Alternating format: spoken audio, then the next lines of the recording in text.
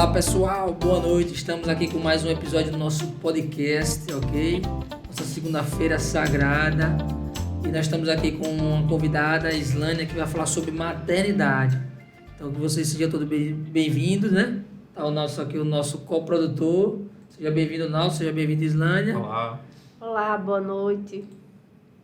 E vamos para o nosso episódio. Então, o Naldo vai fazer a primeira pergunta aí. Então vamos lá para a nossa primeira pergunta. Qual foram os desafios da gestação? Então, a gestação, cada gestação é diferente, né? As pessoas sempre dizem, quem tem mais de um filho, sempre diz que cada gestação é diferente. No meu caso, eu só tenho um, mas eu acredito que os desafios, ele possa variar de mulher para mulher, entendeu? Tem mulheres que dizem que não sentiu nada durante a gestação. Tem outras mulheres que sentem enjoo, que tem vários sintomas, né, na gestação.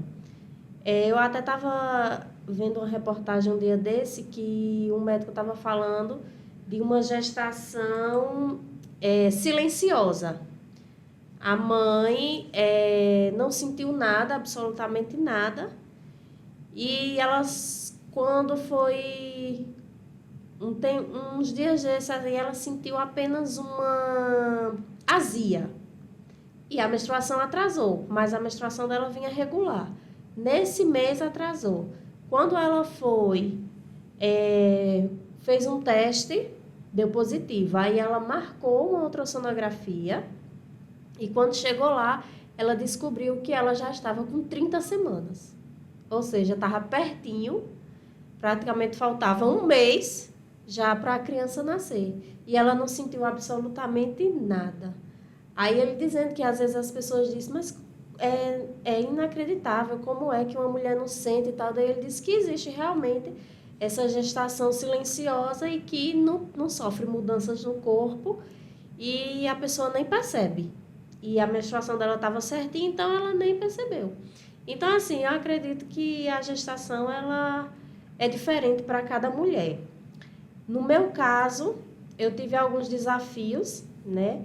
Como, por exemplo, eu tenho problema na coluna, então eu tinha essa preocupação de não engordar muito por causa da coluna, né? Que eu cheguei a fazer fisioterapia durante todo o processo.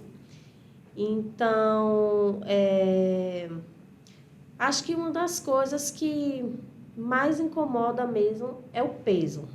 Peso, cansaço, no início, no primeiro trimestre, muito enjoo também,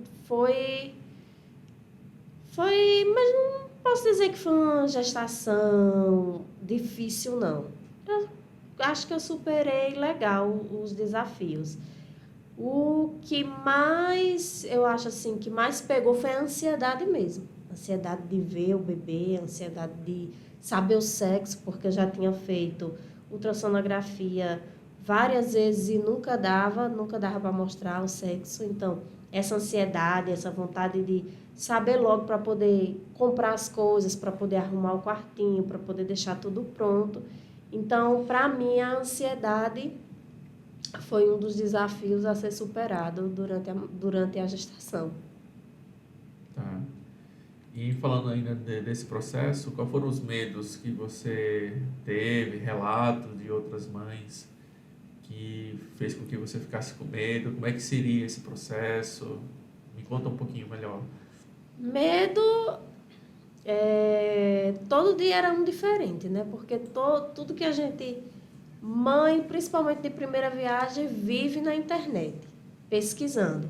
Então, todos os dias eu estava lá na internet. Toda terça-feira, que é quando virava a semana, e que passava para outra semana, eu já ia olhar o que era que agora estava desenvolvendo na criança, qual o tamanho, o que ele já tinha, se já tinha os dedinhos, se já tinha... Tudo que tinha, eu já ia pesquisando, já ia ali, assistia no YouTube, pesquisava, e... sempre nos relatos das mulheres que você vai ouvindo, vai vendo, então ali vai gerando um medinho em algumas coisas. Por exemplo, quando chega no finalzinho, da gestação bem próximo à criança nascer, tem dias que ela fica muito quietinha. Então, aí eu já fiquei nervosa, porque eu já não sabia, né? Então, quando eu via, eu dizia ao meu esposo, ela não está mexendo hoje. Será que tem alguma coisa? Será que está acontecendo alguma coisa? Então, você fica naquela preocupação, naquele medo, aí vai para a internet, pesquisa, tal. E aí eu comecei a ver que era super normal e tentava me tranquilizar. Até porque, como eu fazia o pré-natal, né, todos os meses o médico colocava, dava para ouvir o coraçãozinho e estava uma gestação tranquila. Mas medo realmente é comum. Bacana. E durante esses 9 meses você se preocupou com a alimentação? Teve alguma dieta específica? Você comia de tudo? Então, eu me preocupei com a alimentação porque, como eu já comentei, né, eu tenho um problema na coluna, então eu tinha medo de ficar muito pesada, engordar muito, a barriga pesar muito e eu não conseguir me locomover e sentir muitas dores e ter que recorrer a medicamento, né? Que eu não queria por causa da criança. Então, assim, nos primeiros meses eu procurei comer muita fruta, eu comia muita fruta, né? Não comia exageradamente, até porque também eu já não era de comer exagerado mesmo. Então, eu tive essa preocupação de me alimentar mais com frutas, né? Sempre que dava uma fominha, ia lá, de madrugada geralmente dá muita fome. Então eu levava uma vasilhinha com uva, já deixava lá, já deixava a garrafinha com água lá também do lado. Quando dava fome, ia lá, comia, deitava depois e dormia de novo, dormia novamente. Então eu tive essa preocupação, não só com a minha saúde, como também por causa da criança, né? Saúde da criança. Então, procurei sempre pesquisar assim, o que não podia comer. Eu sempre estava pesquisando, sempre estava olhando na internet. Aí descobri que essas carnes, sushi, salmão, essas coisas cruas, era ruim para a criança, né? Para o feto, para a formação do feto. Então, tudo que eu via, assim, que as pessoas diziam e que eu pesquisava, e que eu também tirava dúvida com o obstetra, aí eu via que era ruim para a criança, eu não comia. Bacana. Desejos estranhos, falando de comida. Comer terra, coisas exóticas, mandar o maridão na madrugada, atrás de fruta que nem tem safra. Como é que era? Não tive desejos estranhos, mas eu tinha muitos desejos, assim, de comer algumas coisas. E aí uma pessoa disse assim uma vez que se eu desejava, comia e depois não vomitava, não era desejo. O que eu não concordo, né? Porque eu chego a sentir, assim, gostinho na boca daquilo, quando eu dizia, estou com vontade de comer isso. E aí eu sempre ficava o dia todo. E aí eu ia, dizia... Só teve uma coisa que até hoje, eu acho que da época que eu engravidei, que eu estava com vontade de comer e eu não consegui, que até hoje eu tenho vontade de comer, é aquela torta de frango, que é cheia de frango dentro, que ela tem a massa de empada. Bom. Até hoje Bom, eu tenho vontade. bacana. E aí vamos para as perguntas proibidas. E o sexo, como é que é? Então, durante a gestação, no início, eu tive sangramento, né? Então, nós fomos na obstetra, tudo aí, ela disse que havia o risco do aborto. Então, como havia o risco desse aborto espontâneo, ela passou a medicação e repouso, né? Entre as instruções estava abstinência sexual durante até o final do primeiro trimestre, né? Depois ia voltar para ser avaliado e aí Durante esse período, realmente, não deu. Teve realmente que seguir as instruções, né? Ficou em E aí, quarentena, o marido. foi. E aí eu tive que fazer o repouso também, né? Não ficar, pegar peso, fazer muitas atividades assim, diárias, em casa, tudo, para que não pudesse forçar, né? E aí eu fiquei até o final do primeiro trimestre, eu fiquei de repouso. Depois, retornei, ela disse que estava liberada e que eu retornasse as coisas aos pouquinhos, né? Fazendo as atividades aos pouquinhos e se tivesse algum problema, retornaria.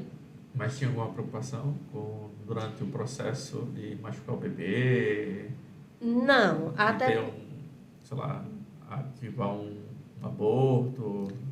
Então, não, até porque após, né, esse primeiro trimestre que eu voltei, aí ela disse, está liberado, vamos ver se não tem nenhum problema. Se não sangrar mais durante a relação ou fazendo qualquer atividade, pode ficar tranquila, pode ficar sossegada. Ela disse o seguinte, que é mito, essa questão de achar que durante a relação, né, até porque a criança está lá bem guardadinha, né, na bolsa, então não tem como pegar nela, nada disso. Então, esse é um mito. Tá. Dá para ser criativo durante a gestação? Por exemplo, posições. O marido que se queria ser criativo e você não tinha disponibilidade física para. Não, dá. Tem alguns realmente que quando a barriga tá grande fica complicado. Fica difícil, incomoda. Mas ainda restaram muitas ainda que Tá deu vendo, pra... mulheres? Ajude os seus maridos, tá? Gravidez não é. Não. E Até Ajuste. porque 6 meses é muito tempo. Ou 6 meses. 9 meses é muito tempo, né? E também, durante todas as minhas pesquisas, né, da gestação, todo dia eu estava lá na internet. A relação, ela ajuda muito no parto normal, né? Então, ela ajuda muito, principalmente quando já está próximo do parto. Se você tiver muitas relações, é um dos fatores que ajuda a estimular como eu posso dizer? Estimular Dilatação? o parto, né? Estimular. Tá. Aí nesse caso, vamos falar agora após o nascimento, né? Qual foi, assim, nesse período, assim, do nascimento, a maior dificuldade? O puerpério foi bem difícil, que é o prazo até 45 dias após o parto. Por quê? Porque a pessoa ainda está com pontos, né? Mesmo que a gestação ou o parto tenha sido, se a pessoa se for normal, né? Dependendo da mulher. No meu caso, o meu foi cesáreo, né? Eu cheguei a entrar em trabalho de parto, mas não evoluiu a dilatação. Estava demorando muito, então eu optei por fazer uma cesárea. Então a pessoa está ali com aqueles pontos, aí tem que levantar toda hora para pegar bebê e tal, então já incomoda, já dói bastante. É um período em que a criança está se adaptando, porque ela estava guardadinha, estava em uma atmosfera totalmente diferente. Então é um período em que a criança está se adaptando, então só quer a mãe o tempo todo, passa muito tempo com a mãe. Então, assim, para mim esse período foi bem difícil, porque para tomar banho era uma briga. Eu vim lavar o cabelo uns 20 dias depois que ela nasceu, porque não saía não, do braço não, do seio, era mamando o tempo todo, dormia, era pequenos cochilinhos. Então, foi bem complicado. Eu lembro que eu cheguei a almoçar, a tomar café com ela no braço. Ela aqui no braço e eu comendo com a outra mão.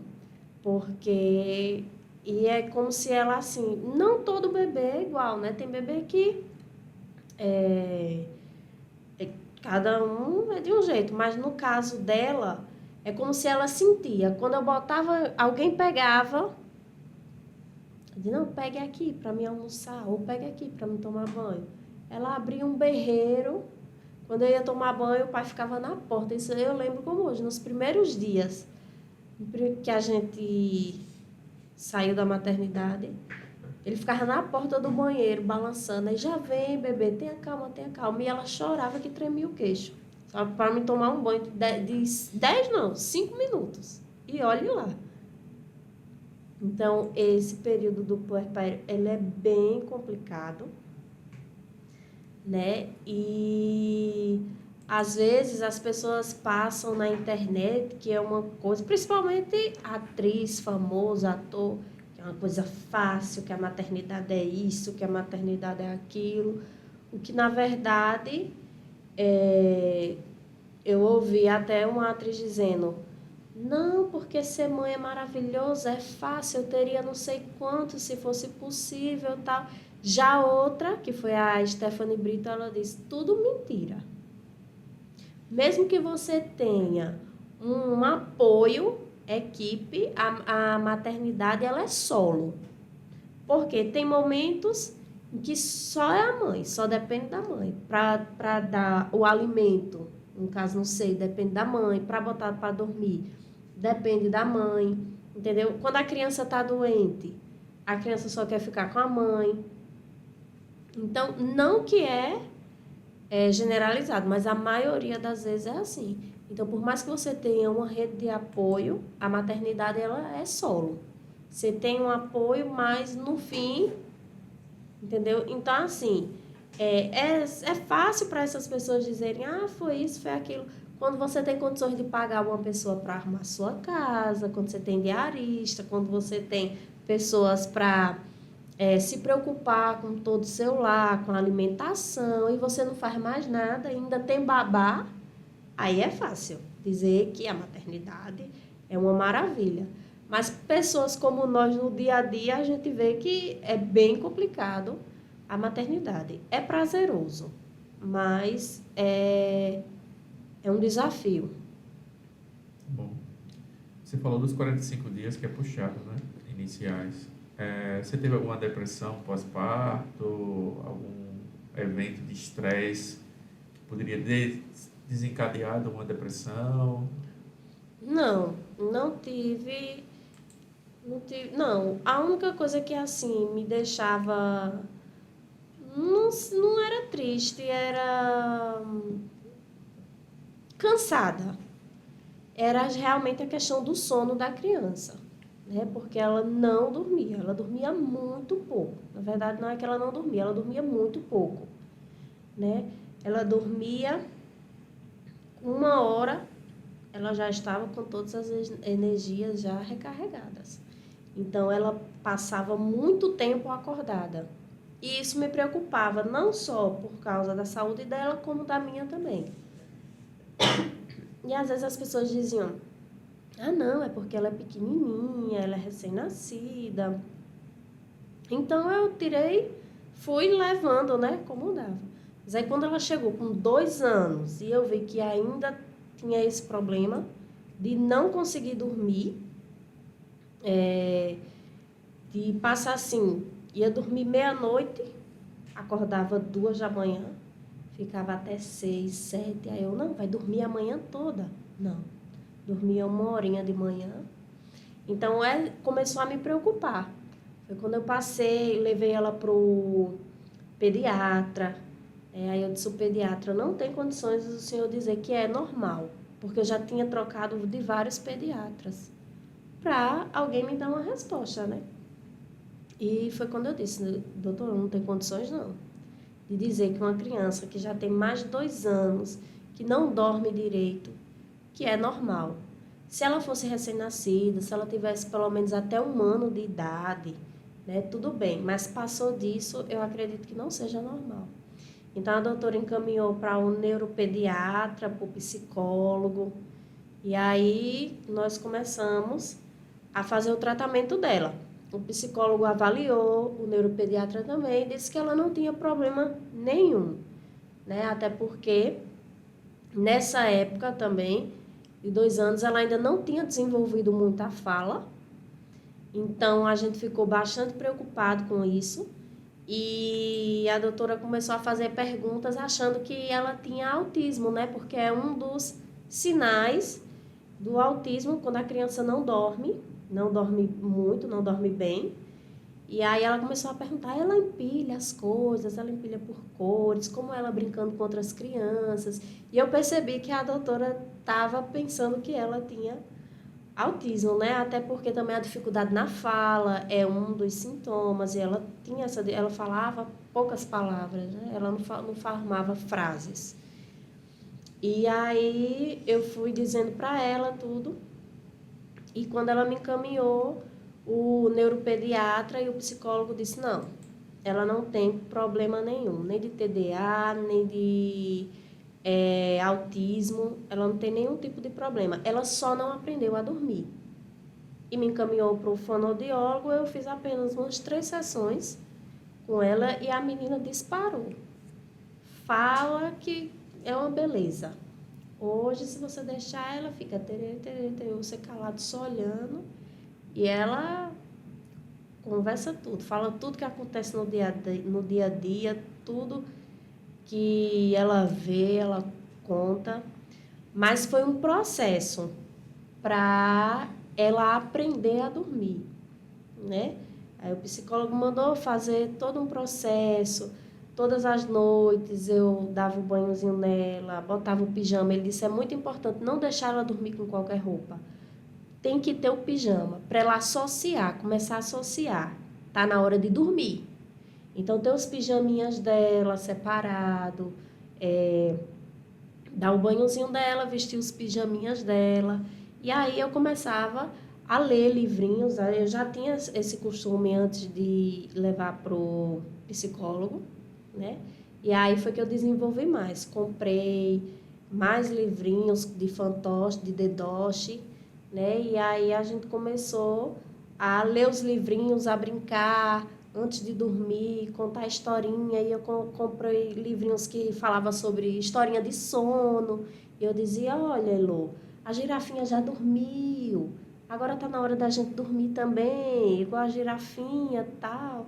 E assim foi até que ela aprendeu a dormir.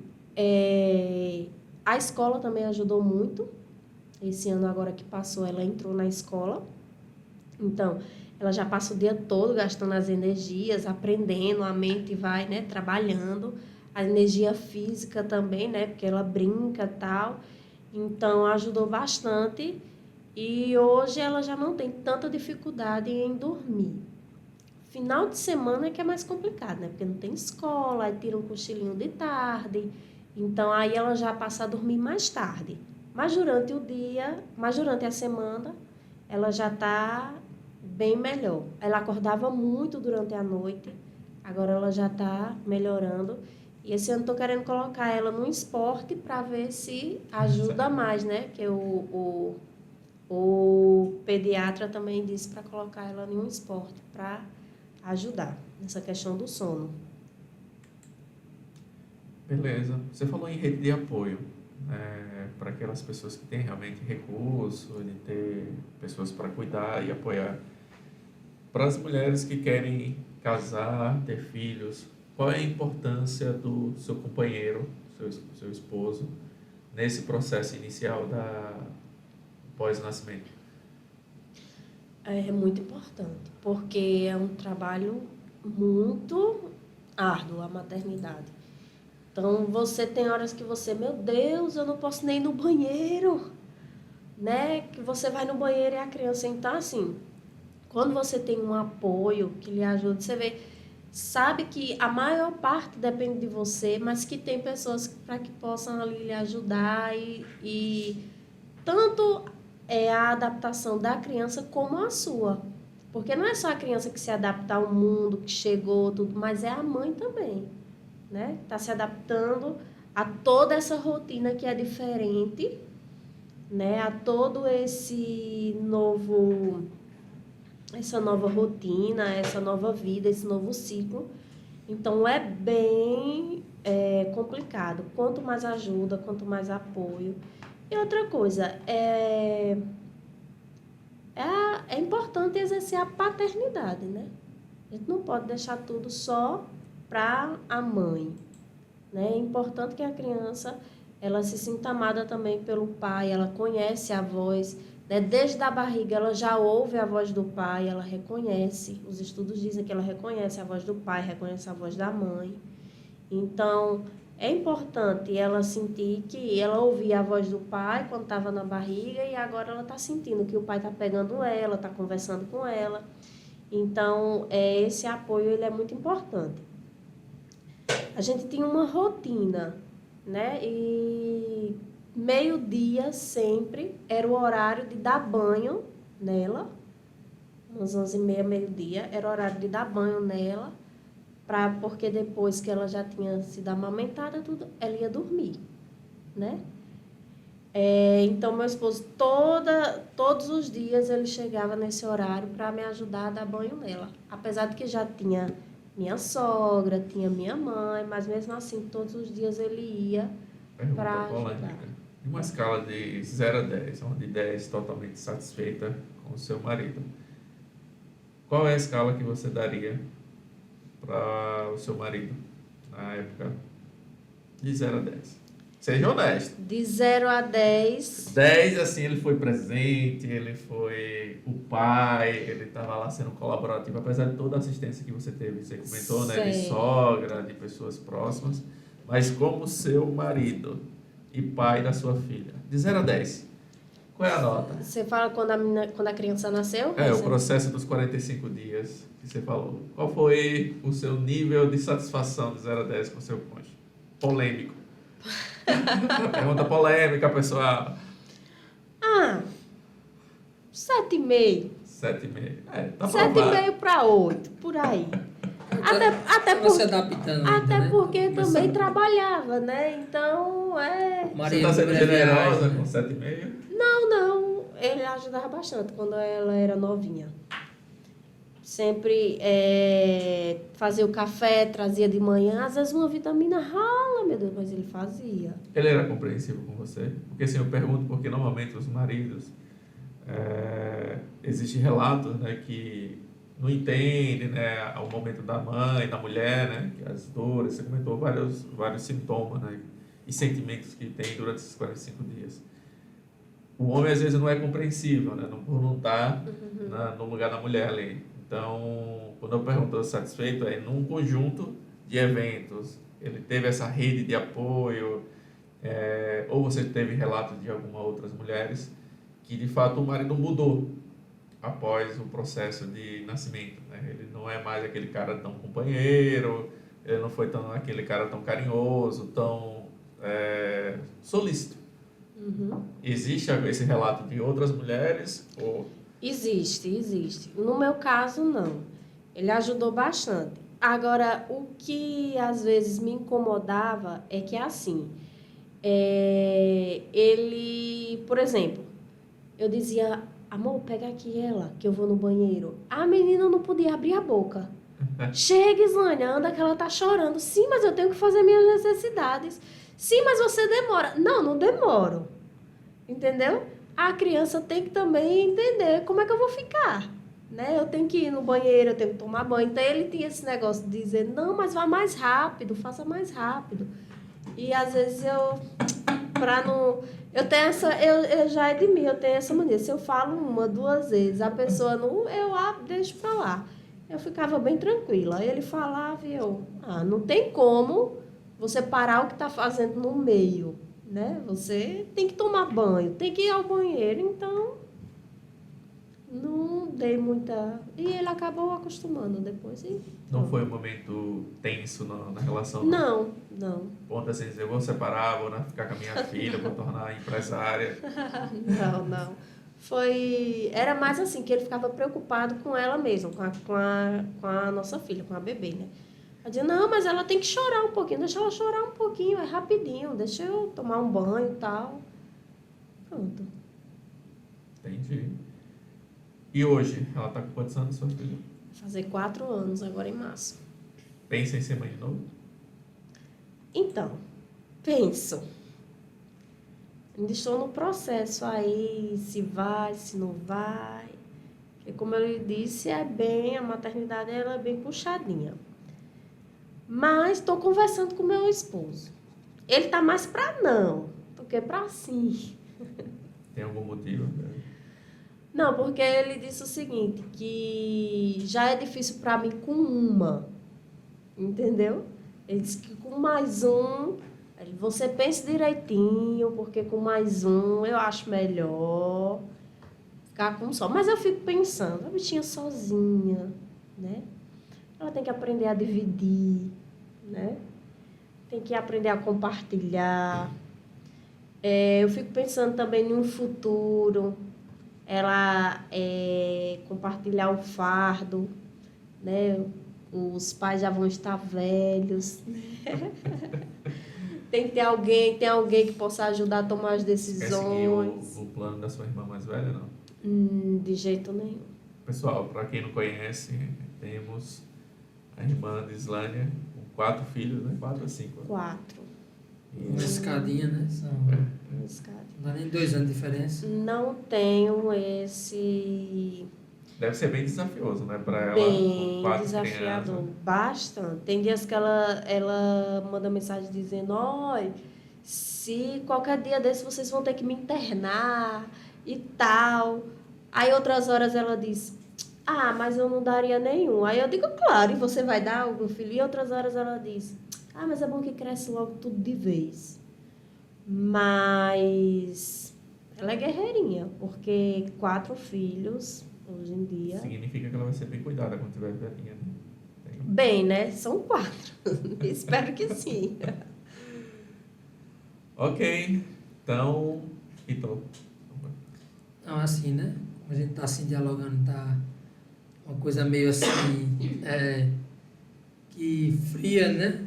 Assim, num contexto aqui, eu tô falando muito pouco, porque Islane é minha esposa, né? Então, ou seja... O nosso colocou aqui umas coisas polêmicas, então por isso que eu acabei, né? Então, para quem não conhece, Islane é minha esposa, eu sou o pai dela. E assim, foi tudo verdade que ela falou. Não é porque ela tá na minha frente, O não. 7,5 é verdade. Né? É verdade. Até porque. Eu dava um 4 ali. 7,5 tá bom, foi justo. Eu colocaria no 8, mas tá bom. No meio não vai. Então, assim, é desafio, mas assim, o que eu falo, né? Inclusive até para as mulheres, os homens, os casais querem. Porque assim, tudo na vida há um preço a se pagar. Então, um filho é um preço, um trabalho é um preço. Eu lembro que a minha coisa que eu gostava muito, que era comum para mim, que foi um desafio, que para mim dormir é uma das 7 maravilhas.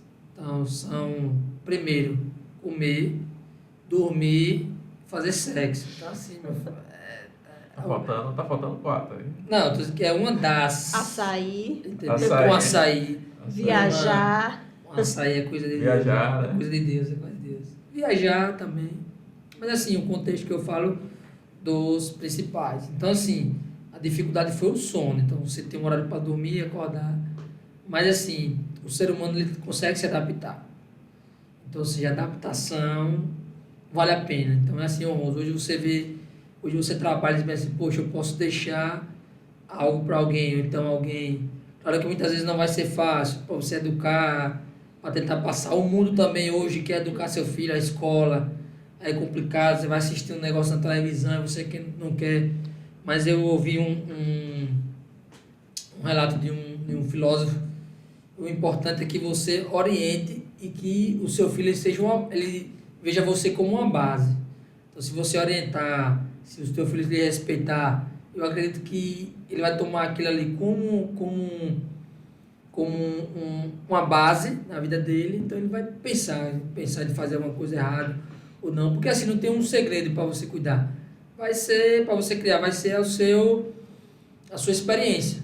Então, é como você vai entrar no emprego, você sabe se o seu chefe é bom ou não, se ele vai lhe perseguir ou não, a mesma coisa é um filho, se ele vai ser bom. Contanto que você dê as bases para ele, né, a essência, os limites. Então, é isso que tem que ficar claro para a criança. Há um preço a se pagar, como tudo na vida, mas vale a pena. Porque você percebe ali que é algo que vem de você, que você gerou, né, junto né, com a esposa, claro. Então, assim, eu acredito que vale a pena. Agora, sim, contanto que a família, ou seja, o casal, que seria o casal e a criança da família, ela seja bem estruturada. Então, tem que estar claro o papel da mãe, tem que estar claro o papel do pai, essa questão do marido ajudar, o marido também entender, como ele até comentou em relação, né? Porque você fica preocupado com a criança e, ou seja, você tem que sacrificar pela criança. A criança é a prioridade. Aí você fica não pelo fato de cobrar da esposa, mas você fica naquela questão, poxa, a criança está sofrendo, então você tem que abrir mão. Então, assim, mas vê todos os lados, ou seja, você vê o lado da sua esposa vê o seu lado, né? A questão do sexo, que principalmente para o homem é complicado. Imagina o cara passar 9 meses, já passou a etapa, essa etapa foi quantos meses mesmo? Foi 3. Olha, 3 meses, imagina 3 meses, para quem gosta do negócio, né? Então, ou seja, mas sempre entender, é aquela história, né? Da empatia, se colocar no lugar, né, do outro. Então, assim, não é fácil, mas como eu costumo dizer, né? É glorioso. Então, precisa se pagar, mas eu acredito que vale a pena. Porque aí o momento, aí você já começa a se colocar, que muitas vezes você tem os seus pais, e você muitas vezes os seus pais fazem algo para você, e aí você começa a se colocar, então, aquele momento meu pai e minha mãe estavam pensando em mim e tal, você começa a valorizar mais em relação aos pais. Eu lembro que muitos pais falam isso, que quando você tiver filho você vai ver. E hoje nós vemos isso, não só no contexto meu, mas no contexto geral, de outras pessoas, umas pessoas próximas a gente, que vê a verdade.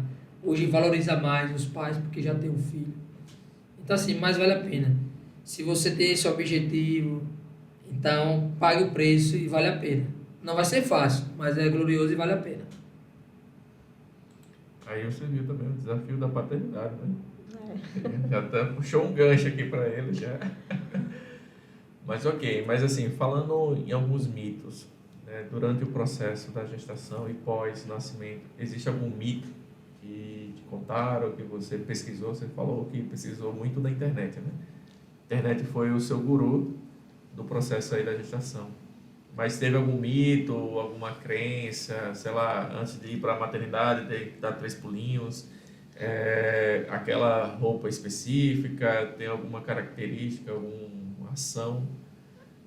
Mito tem vários, né? É porque agora eu não lembro, mas sempre quando eu ouvia alguma coisa, eu ia lá, pesquisava e via que os doutores diziam, não, isso é mito, isso não é verdade e tal. Sempre tem. Mas é como eu estava falando essa semana, não, mas todo brasileiro é um médico. Sim. Em todo brasileiro é um médico, e um jogador de futebol e um político. Cada um tem uma opinião sobre isso. Então, do mesmo jeito quando a criança nasce. A criança não pode comer banana com semente. Mas é banana, gente. Gente, banana é natural, é uma fruta. Não pode porque isso. A criança não pode. Então, tem esse mito durante a gestação, tem esse mito com o recém-nascido, tem mitos durante todo o seu processo. É assim. Então, o importante é pesquisar, se instruir, procurar saber com o médico, né, com o obstetra, com o pediatra, tudo direitinho, para que você não fique sofrendo, achando que está fazendo algo errado, ou está fazendo algo correto e pensa que está fazendo algo errado. Autoestima. As mulheres que estão na nossa audiência aqui, vaidosas, né, vocês não estão percebendo aqui os ouros que a Islânia está usando, mas é uma pessoa extremamente vaidosa, então eu imagino que durante o processo de gestação e pós, a mulher passa por várias fases, né, no corpo, né? Engorda, você comentou, vem aqueles pneus, pós-nascimento a barriga já não é aquela barriga tanquinho, né? Aquela barriga definida. Como é que você se sentiu quanto à autoestima? E olhar para o espelho e dizer, putz, cadê aquele corpo de adolescente? Então, eu não tive muito problema não com a autoestima. Até porque, como eu comentei, eu não engordei muito. Né? Para você ter uma ideia, hoje eu tô quase pesando o que eu pesei durante o final da minha gestação. Sério. Engordei um pouquinho. Ninguém nunca queira saber quanto que ela pesa hoje. Estou um pouquinho acima do peso. Né?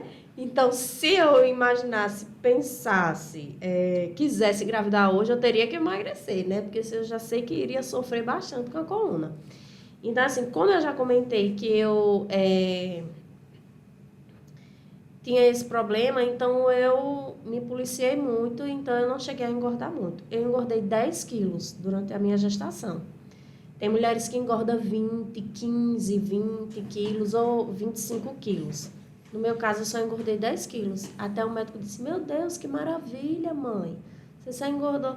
Nas últimas semanas, quando a gente foi fazer o pré-natal, já pertinho de nascer, ele viu que eu tinha engordado pouquíssimo. Então, ele disse, muito bem, parabéns, é bom.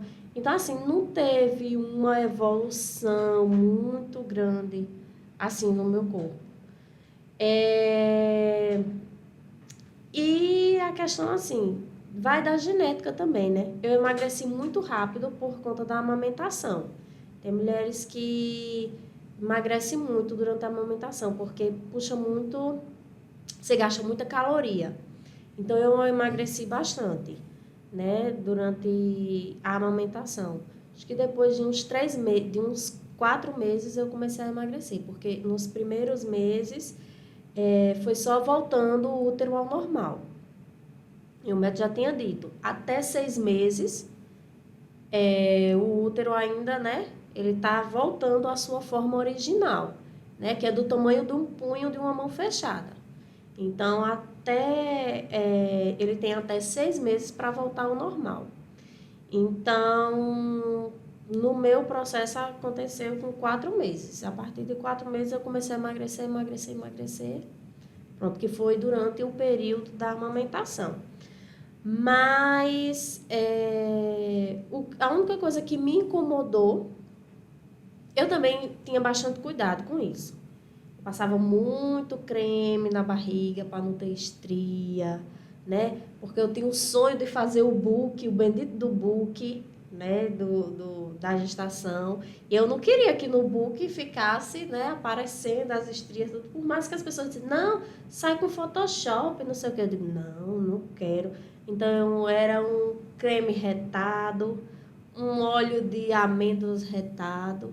Tudo que o povo ensinava, pedra pume, aquelas pedras, você rala, bota dentro do creme do... Lume. Pedra lume. Lume? Lume. Não é não? Raspa a pedra. Aquela pedra Lume. que as manicure usam, que coisa Lume. o pé. Pedra lume. Pronto. Aí ela dizia, você raspa ela todinha, bota com o óleo de amêndoas. E assim eu fui indo. Fui botando muito, usava bastante creme, muita coisa. E não tive muito problema não com essa questão, não. Nem com questão de flacidez também. Mas também depende do organismo, né? De cada mulher, da genética também.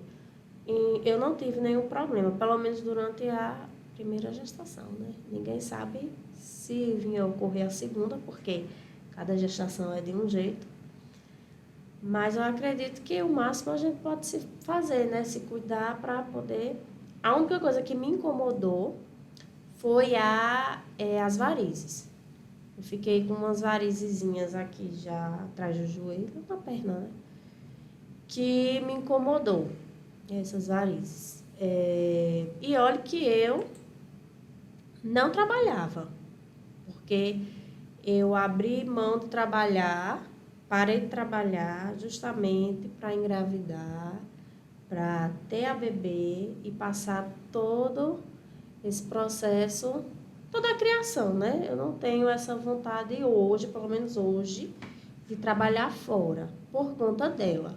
Porque eu não tenho, foi uma opção minha, eu não quero que ela seja criada por outras pessoas, por mais que seja minha mãe, minha sogra, pessoas próximas que poderiam ajudar, que poderiam cuidar. Eu optei por não fazer isso, não deixar elas cuidarem em tempo integral, entendeu? Praticamente integral, eu trabalhar e elas cuidar. Porque eu queria eu mesmo cuidar, eu mesmo ensinar, viver realmente esse momento da maternidade. Eu sei que nem todas as mulheres, infelizmente, têm condições de fazer isso, né? Então, mas eu me dediquei totalmente à maternidade, né? Hoje eu faço umas coisinhas e tal para distrair, né? Mas trabalhar mesmo fora, não. Eu abri mão para poder, como eu posso dizer, imprimir os meus valores, o jeito que eu queria criar ela, a educação que eu queria dar, eu e meu esposo, os valores e princípios que a nossa família tem. Então, eu queria imprimir isso nela e eu queria ser eu mesma a ensinar. Então, olha que eu não trabalhei e ainda assim eu tive esse problema das varizes. Mas é algo que pode ser resolvido no futuro. Tem sessões, você vem com a seringuinha, a agulhazinha. Marido paga. Tudo, Tratamento estético, né? marido paga e tá, Investir, né? tá tudo certo. Mulher é investimento. Investir no patrimônio, né? Patrimônio. Então, Falando. Vai perguntar aí? Não, Falando em valores, né? Vocês são, já que Ítalo se autodenunciou aí. agora eu me entreguei, né? Pra deixar pros finais, né? Mas tá bom. Os finais, vocês falaram de valores, imagina um cristão, né? E aí vem para uma pergunta polêmica. Você defende a maternidade pelo seu discurso, você amou e quer passar realmente por uma nova experiência, por um segundo filho, está em avaliação. Hoje o aborto, né, falando especificamente do aborto, que é a interrupção de uma vida, né, que no Brasil é crime, né, está sendo defendido para que não passe mais ser crime. Você é a favor ou é contra o aborto e por quê? Antes de você responder essa pergunta, quero passar aqui para nossa audiência, né, os telespectadores, que sigam, né, as nossas redes sociais, tá lá, Fala Sério, podcast oficial, você vai ter no Instagram, você vai ter no Twitter, siga também, se inscreva no nosso canal, claro, né, em breve nós faremos ao vivo, dá o joinha, né, curta, comente também, se você quer algum assunto específico, coloque lá nos comentários pra gente, sugestões para poder a gente estar falando sobre o assunto que assim, né, vocês escolherem. Então, divulgue e compartilhe com as pessoas para que o nosso trabalho seja divulgado, né, para mais pessoas receber esse conteúdo aqui, ok? Então, responda essa pergunta. Sou contra o aborto, certo? Eu acredito, muitas pessoas defendem o aborto, acham o aborto algo natural. Só que não é algo natural, é uma vida. Aí, às vezes, as pessoas dizem, mas está pequenininho, ainda não tem consciência, não se alimenta, não isso, não aquilo. Por exemplo, na Argentina, a partir de 14 semanas, você já pode abortar. Chegou até 14 semanas, você pode abortar. Só que com 14 semanas, o coração já está batendo. Então, já é uma vida, certo? Já é um homicídio, na minha opinião, né? Com 14 semanas, a criança já tem impressão digital. Já tem os dedinhos, mãozinha, tudo certinho. Já tem a impressão digital. Que a nossa impressão digital, ela é única. Cada um tem uma impressão, ninguém tem uma impressão digital igual. Então, já é uma vida. Então, assim, eu acredito que essa questão, muitas mulheres dizem, meu corpo, minhas regras. Só que o que a gente tem que entender é que o nosso direito, ele acaba quando começa o do outro. Seu corpo tem 4 pernas, então 2 é sua e 2 é de alguém que está dentro de você. Então você tem que respeitar o direito dela, né? Seu corpo tem 2 corações? Não. Um é seu e o outro é de quem está dentro de você. Ah, não, mas o corpo é meu. Mas você poderia ter evitado que isso aconteça, que isso ocorra. Entendeu?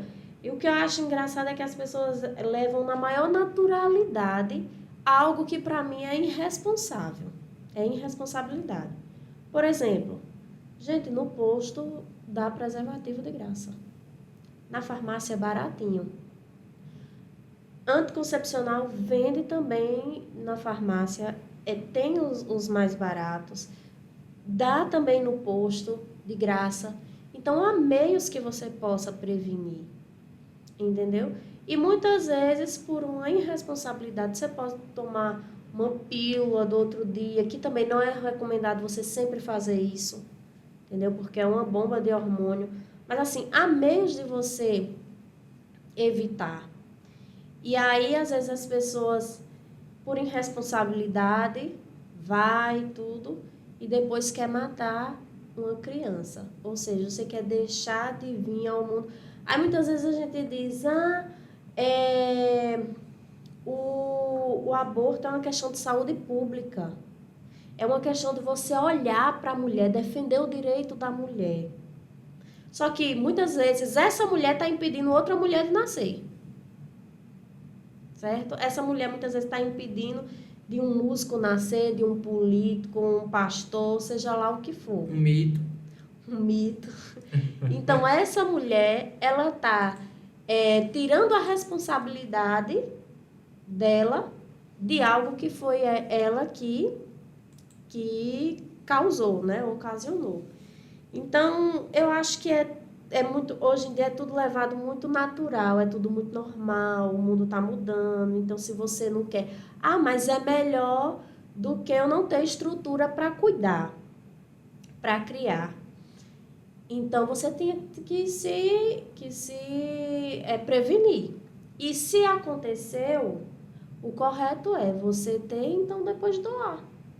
Mas você matar uma vida por achar que ela ainda não chegou ao mundo, que ela ainda não está comendo ou não está respirando.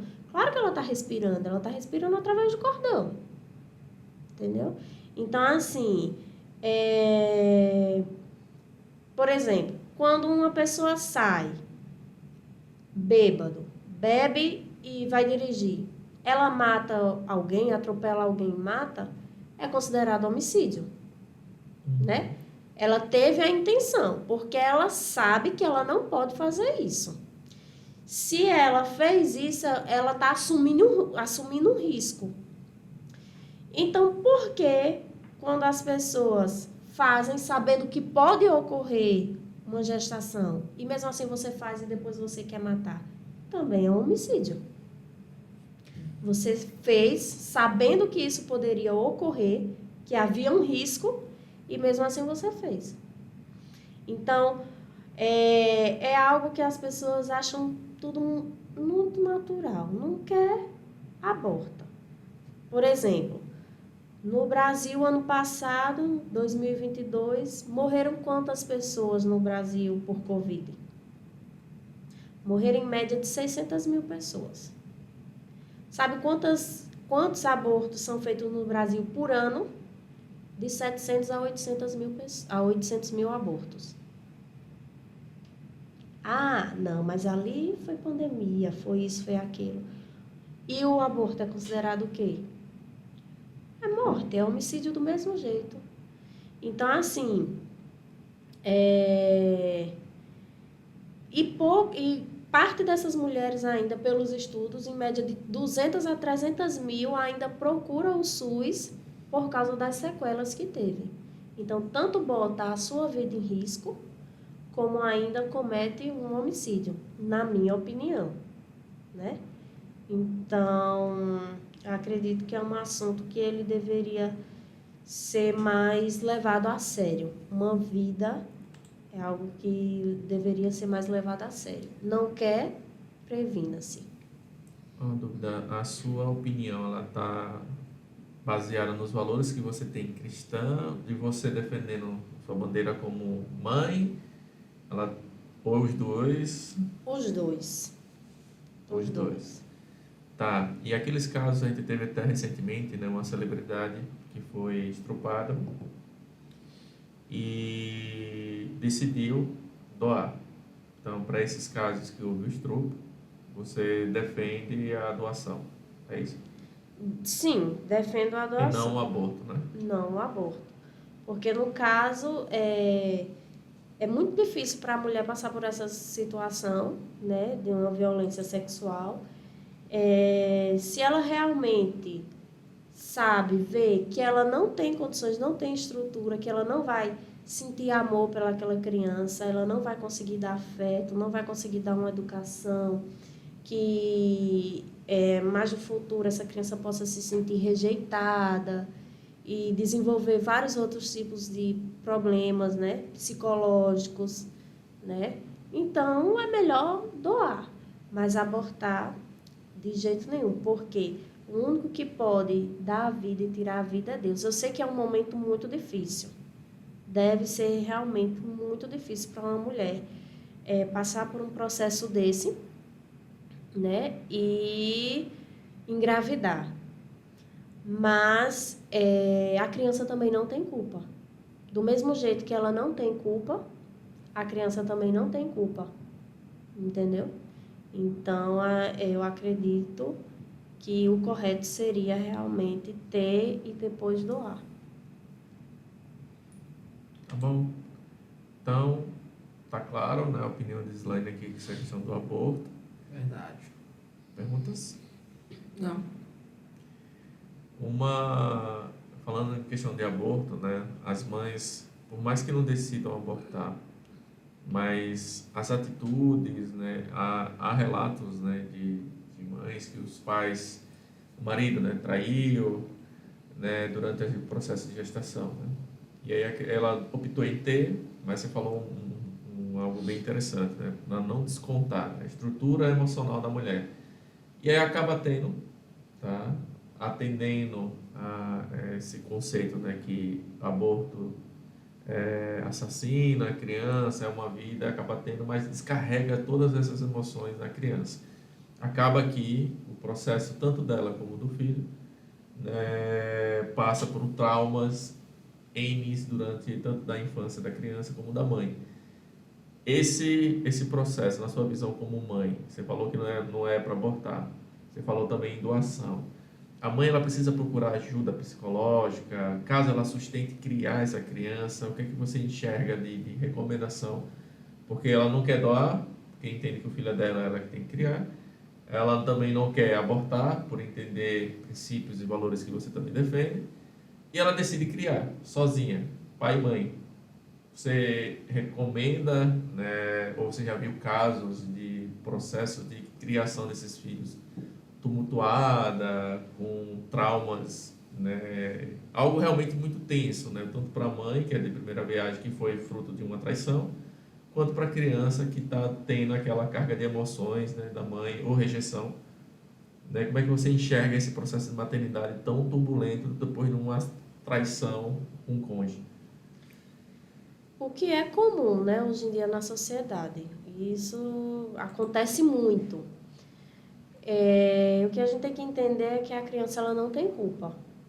Eu não posso responsabilizar a criança pela traição que foi o pai dela que cometeu. Então, a criança não pode se responsabilizar pela atitude de outra pessoa. Uhum. Entendeu? Então, a culpa não é da criança. Né? Então, o correto é realmente essa pessoa procurar uma ajuda psicológica e espiritual, né? Procurar uma igreja, fazer uma cura, né, na alma, curar os sentimentos, porque você pode estar condenando também uma vida, uma criança a viver também em amargura e também levar traumas para os relacionamentos, né, futuros e ter problemas na vida dela,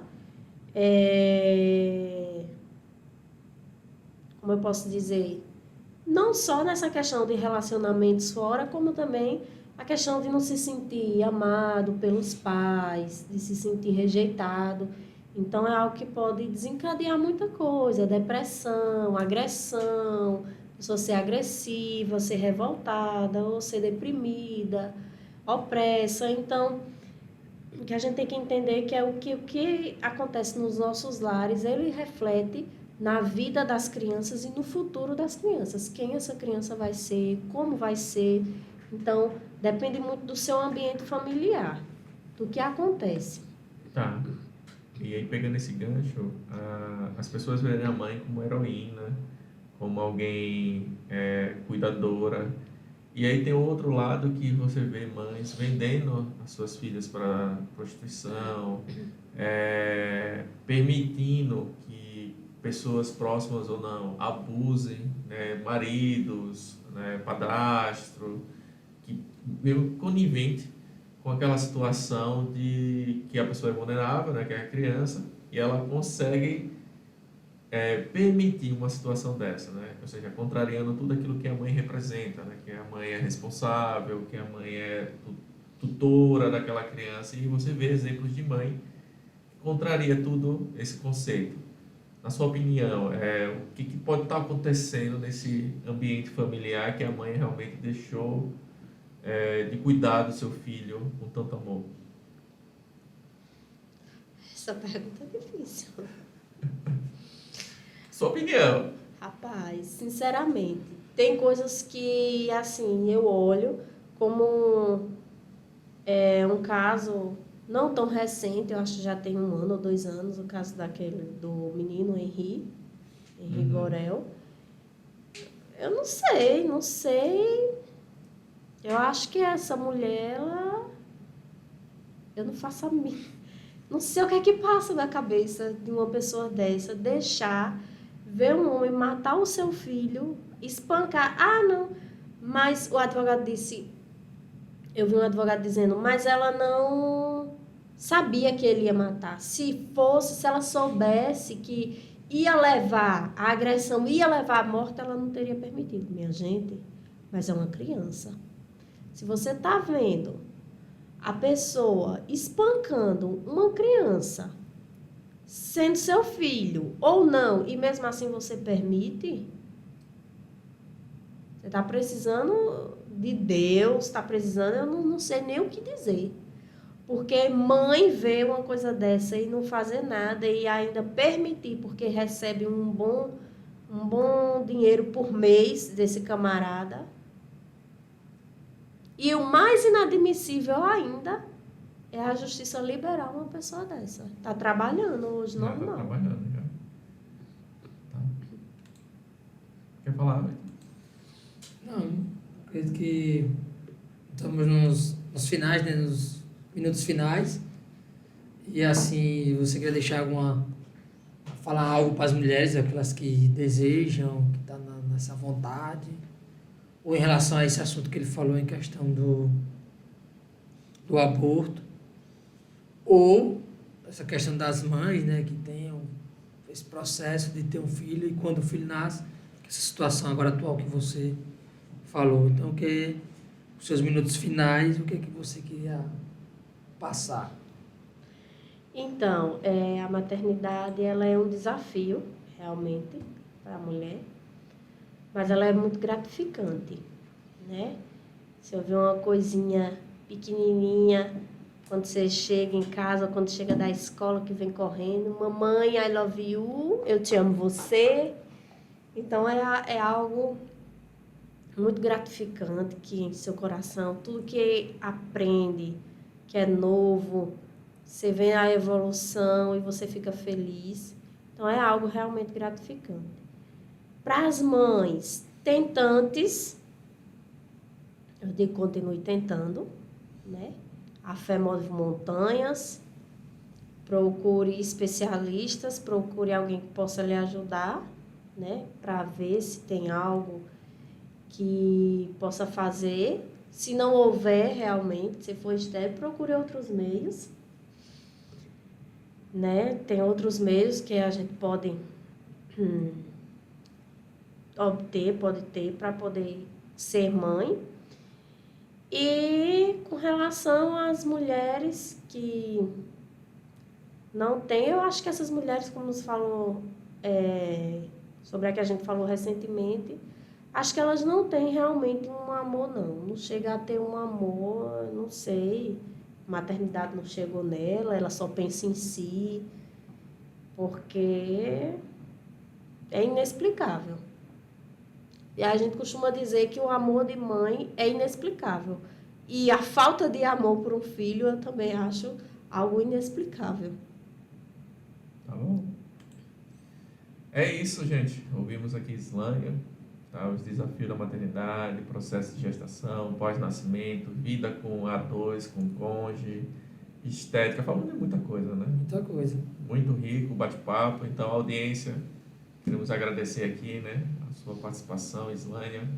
E dizer para vocês, mulheres que têm aí desejo, aquelas que não tiveram filhos, se inspirem aqui na irmã, né, na Islânia, que de fato ela tem uma vocação muito boa para mãe, tá na cara, né, que é uma mãe extremamente apaixonada e que defende a ideia da maternidade, né, Islânia? Defende a pró-vida, defende os valores, defende realmente esse propósito da mulher se tornar mãe, multiplicadora, criadora. É Sim, isso, né? exatamente. Então, é isso, então. Então queremos agradecer a todos vocês, né? Nessa noite mais um episódio, lembrando que segunda-feira estaremos aqui novamente e vamos ter vai ser um programa bem descontraído, mas vamos deixar o segredo para quem vai ser nosso convidado, ok? Então queremos agradecer a vocês, foi muito bom Islândia, muito bom Naus e até o próximo episódio. Ok? Tchau, tchau. Valeu.